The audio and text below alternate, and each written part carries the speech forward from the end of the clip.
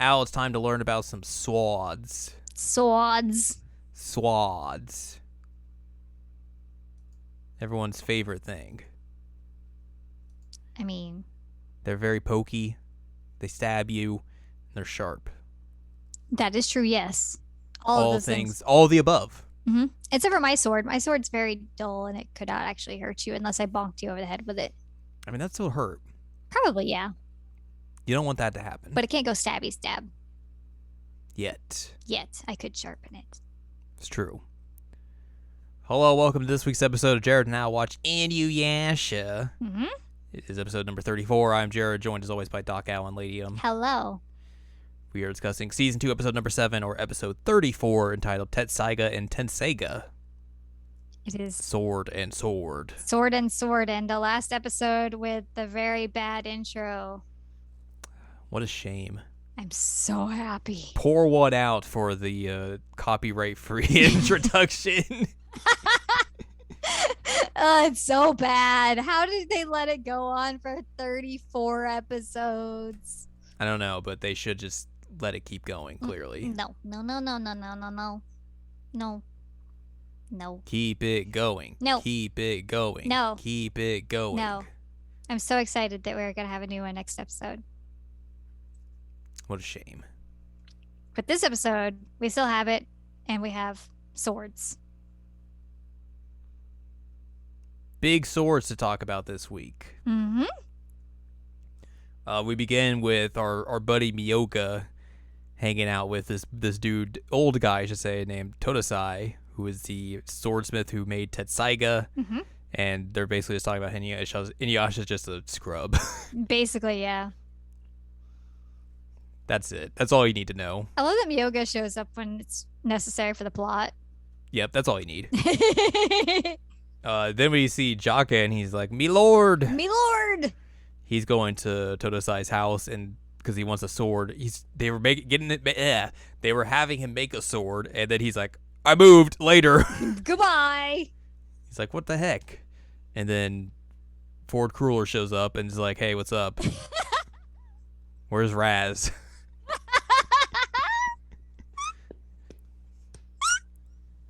That's the same voice actor joke if you were unaware. That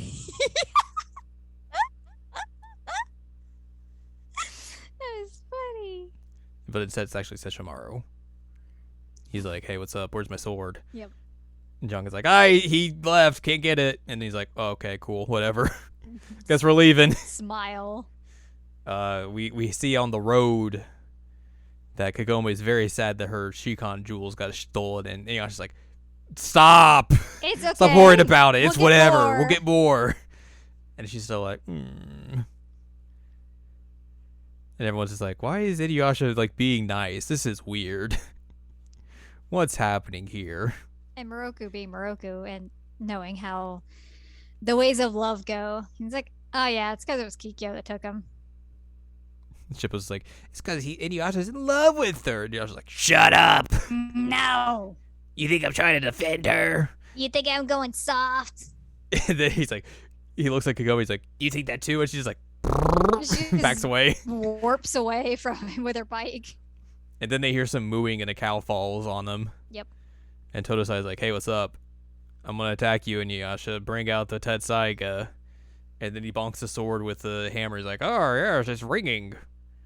I can hear." And then he blocks a attack with some leather. He's like, "Oh yes, you've been chipping the sword. How dare you?" And then he's basically just like, "Hey, give me the sword. I'm gonna break it in half because you're too much of an idiot to have the sword." You don't know how to use it at all.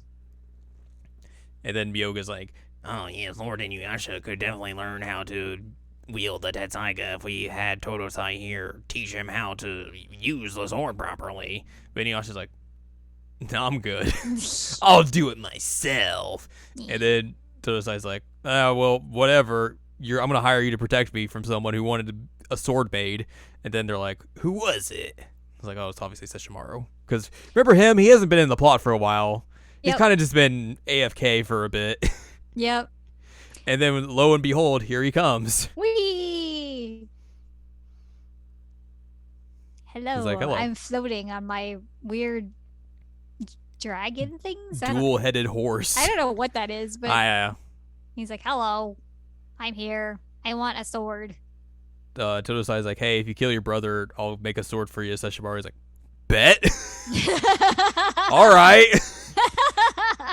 And then Inuyasha and Sesshomaru fight because of course they do. Yep.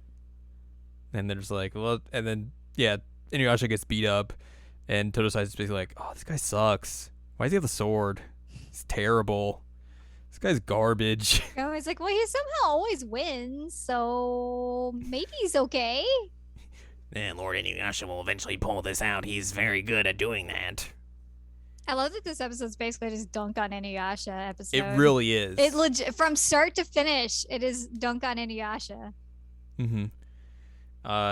Totosai eventually turns the ground into lava, which he makes basically the floor's lava game. He really does. And then also talks about how like there were two swords made. One is the Tetsaiga, the other is the Tenseiga, which Sesshomaru has. But he's also like, yeah, the sword sucks. I don't want it. I don't like this sword. Give me the other one.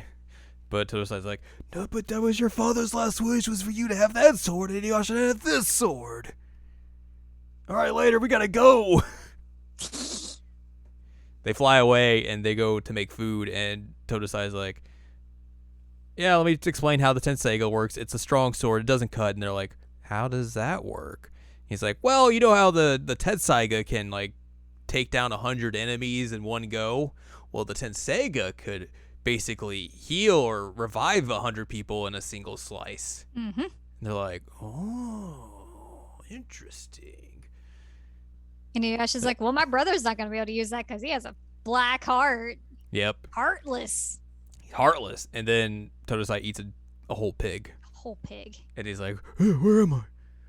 What's going on? I love that they're like talking about the swords, and Shippo's like, all right, food. Like, Shippo knows Shippo knows what's up.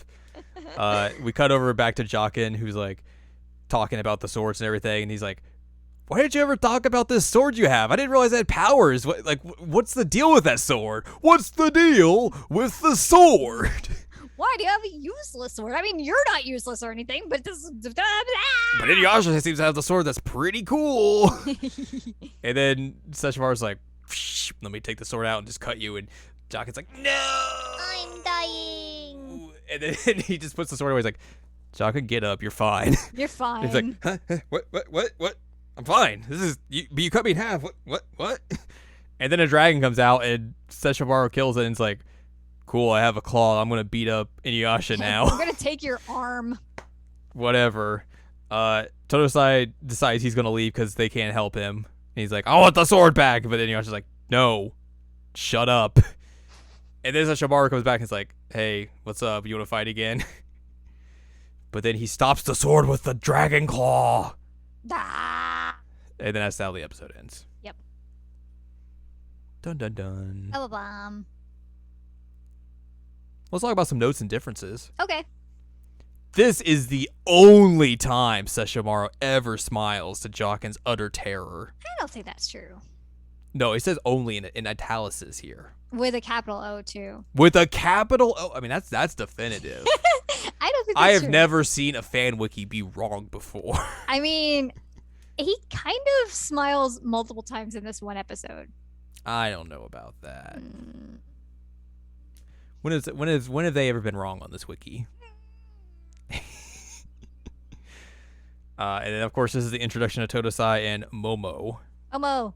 Moo. Which I guess is the cow. Moo. With 3 eyeballs. Yep.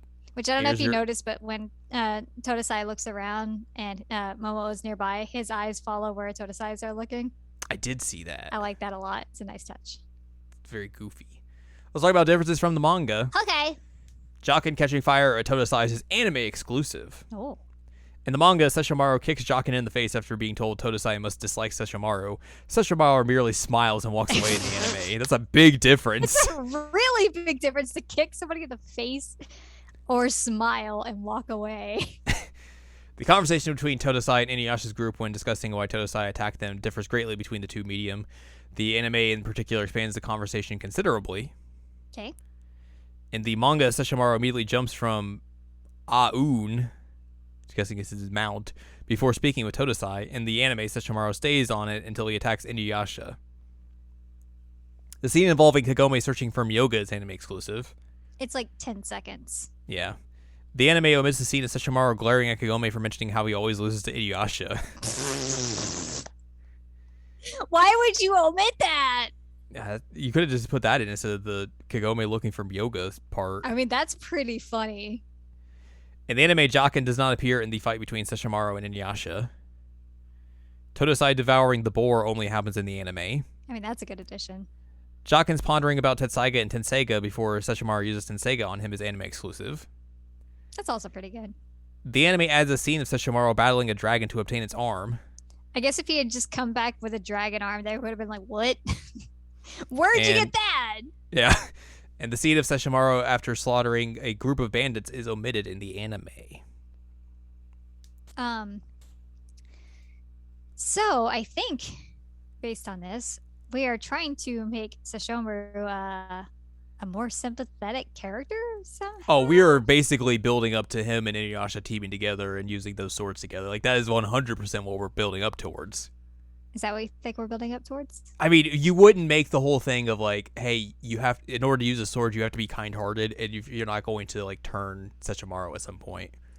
I will tell you, there will be some payoff on some of that in the next episode.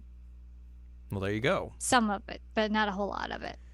Because like, I don't think you would be as like that specific about what the sword does and why the father was like, hey, you're gonna have this sword, you're gonna have this sword. Which is really that's a mean thing for your dad to be like, hey, you need to, I'm gonna give you this sword just that's specifically for kind-hearted people because man, you're an